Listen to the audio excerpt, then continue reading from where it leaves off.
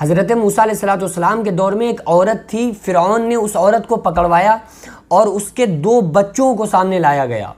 اور اس عورت سے کہا گیا تم اپنا دین چھوڑ دو ورنہ تمہیں قتل کر دیا جائے گا، تمہیں مار دیا جائے گا۔ لیکن اس نے کہا کہ ہم اپنے دین کو نہیں چھوڑ سکتے، ہم دین پر قائم رہیں گے، ہم اللہ کے دین پر پوری طرح سے ہم قائم رہیں گے۔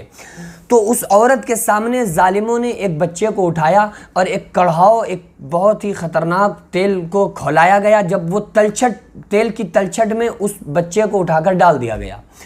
اب ماں سے کہا جا رہا ہے کہ دیکھو تمہارے ایک بیٹے کو میں نے جلا دیا اس تیل کی تلچھٹ میں، اگر تم نے دین نہیں چھوڑا، اللہ کو ماننا نہیں چھوڑا تو پھر میں اسی طرح سے تمہارے دوسرے بیٹے کو بھی جلا دوں گا۔ لیکن اس عورت نے کہا کہ جتنے چاہو ظلم و ستم کر لو، لیکن میں اللہ کے اوپر ایمان لے کے آئی ہوں، اللہ کی محبت، اللہ کی عظمت میرے دل سے نہیں نکل سکتی۔ تو ظالموں نے دوسرے چھوٹے معصوم بچے کو اٹھایا اور اس بچے کو تیل کی تلچھٹ میں ڈال دیا۔ وہ بچہ اس کے اندر کھول گیا، 2 منٹ نہیں لگے اور وہ بچہ پوری طرح سے چربی بن کے پگھل گیا۔ ماں کی آنکھوں میں آنسو آ گئے اور ماں سے کہا گیا کہ اب دین کو چھوڑ دو، لیکن اس نے کہا کہ ہم دین کو نہیں چھوڑ سکتے، اللہ کی محبت ہمارے دل کے اندر بیٹھ چکی ہے۔ تو ظالموں نے کہا کہ اب تمہارا نمبر ہے، اب تم کو اسی طرح سے تیل کی تلچھٹ میں ڈالا جائے گا۔ تو وہ عورت کہنے لگی کہ چاہو تو تیل کی تلچھٹ میں ڈال دو یا میری بوٹیاں کر کے یہاں کے کتوں کو کھلا دو، جب بھی ہم اللہ کی عظمت اور اللہ کی محبت کو ہمارے دل سے تم لوگ نہیں نکال سکتے۔ تو کہا کہ کوئی بات نہیں، تو پھر مرنے کے لیے تیار ہو جاؤ۔ عورت کہتی ہے میں مرنے کے لیے تیار ہوں، اگر میرا جرم یہ ہے کہ میں اللہ کے اوپر ایمان لے کے آئی ہوں، اگر اس جرم کی وجہ سے، اس وجہ سے کہ میں اللہ کو ماننے والی ہوں، اس وجہ سے اگر مجھے مارنا چاہو تو جو چاہو مجھے سزا دے دو، تم نے بچوں کو ختم کر دیا، چاہو تو مجھے بھی مار دو۔ تو ظالموں نے اس عورت کو جیسے ہی پکڑا قتل کرنے کے لیے، تو اس عورت سے انتم اچھا پوچھی، آخری اچھا پوچھی کہ آخر تمہاری آخری اچھا کیا ہے، چاہتی کیا ہو، آخری کوئی دلی تمنا خواہش ہو تو بتاؤ۔ عورت کہنے لگی ایک ہی میری تمنا ہے کہ ہماری اور ہمارے بچوں کی قبروں کو الگ نہ کرنا، جو ہمارے بچے اس تیل کی تلچھٹ میں چربی بن چکے ہیں، اس چربی کو میری قبر کے ساتھ ہی رکھ دینا، اور ان دونوں بچوں کی جو چربی بچی ہوئی ہے، اس چربی کو میرے ساتھ میری قبر کے اندر رکھ دینا، میری آخری تمنا یہ ہے۔ کہا گیا ٹھیک ہے تمہاری تمنا پوری ہو جائے گی۔ اس عورت کو قتل کر دیا گیا، مار دیا گیا، اور اس عورت کو اور ان بچوں کی چربی کو اٹھا کر اس عورت کے ساتھ میں رکھا گیا قبر کے اندر۔ لہٰذا ایک لمبے عرصے تک ایک لمبا عرصہ گزر گیا۔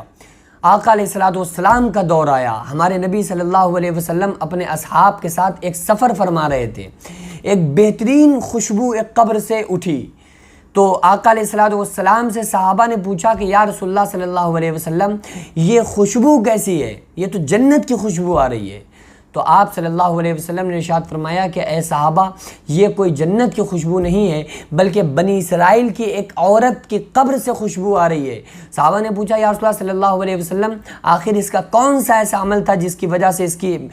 جسم سے خوشبو اٹھ رہی ہے؟ تو آقا علیہ السلام نے فرمایا کہ اس کے قبر سے خوشبو آنے کی وجہ یہ ہے کہ یہ اپنے بچوں سمیت اللہ کے اوپر قربان ہو گئی تھی، اس نے اپنے بچوں کو جلتا ہوا دیکھ کر بھی اللہ کے دین سے روگردانی نہیں کی، اور یہ دین پر مضبوطی سے قائم رہی، اور اس نے اللہ کی محبت اس کے دل میں اتنا گھر کر چکی تھی کہ اس نے اپنے بچوں کی موت کو برداشت کیا، اس نے اپنی موت کو برداشت کیا، لیکن دین میں سمجھوتے کو برداشت نہیں کیا۔ لہٰذا یہ خوشبو آج اس کی قبر سے اٹھ رہی ہے۔ قرآن مقدس میں اللہ تعالیٰ نے فرمایا نا فَاذْكُرُونِي أَذْكُرْكُمْ، تم میرا ذکر کرو میں تمہارا ذکر کروں گا، تم مجھے یاد رکھو میرے بندوں، اللہ فرماتا ہے میں تمہیں یاد رکھوں گا۔ تو جب بندہ اپنی زندگی تک، جب تک اس کی زندگی ہوتی ہے، جب اللہ کو یاد کر کر کے زندگی گزار دیتا ہے، تو پھر اللہ جب اس کو یاد کرتا ہے تو ہمیشہ ہمیش کے لیے اپنے بندوں میں ایسے نیک لوگوں کا چرچوں کو عام کر دیتا ہے۔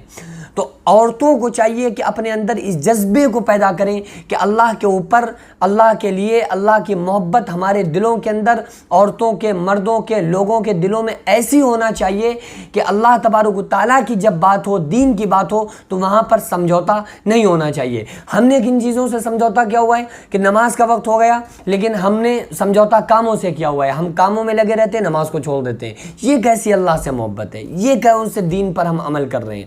یہ کیسا لوگوں کا بیہیو ہے کہ اذان کے لیے مؤذن بلا رہا ہے، اللہ اکبر کی صدائیں لگ رہی ہیں، حی علی الصلاح حی علی الفلاح کہا جا رہا ہے، لیکن کاموں میں بزی لوگوں کے کان کے نیچے جواں بھی نہیں رینگ رہا ہے۔